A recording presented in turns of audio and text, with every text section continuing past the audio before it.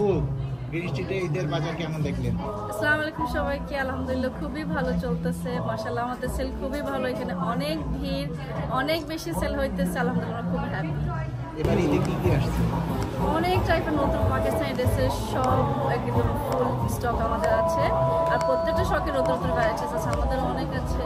তো আসবেন, দেখবেন, আলিশা লন্ডনে অনেক নতুন নতুন কালেকশন পাবেন, আর খুবই প্রিটি ড্রেস পাবেন। কাস্টমার কেমন? কাস্টমার অনেক ভালো, তাদের রেসপন্সটাও খুবই ভালো, অ্যাকচুয়ালি তারা খুব পছন্দ করছে। ঈদের বাজার কি জমে গেছে? একদম সেটা লাস্ট উইক থেকে জমছে, আর আজকে যেহেতু চান রাত, আজকে আরো বেশি জমজমাট। সো তারাও খুব খুশি, আমরাও খুব খুশি।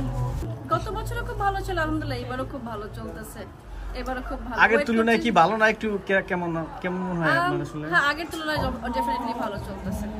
আগের তুলনায় ভালো চলছে না? জি, আগের তুলনায় ভালো চলতেছে। আশা করছি ইভিনিং আরো হবে, ক্লোজিং টাইমের আগে আরো হবে, তখন আরো ভিড় আসবে, সবাই হেনা লাগাইতে বাহিরে আসবে, হয়তো লাস্ট গিফট তারা কিনবে।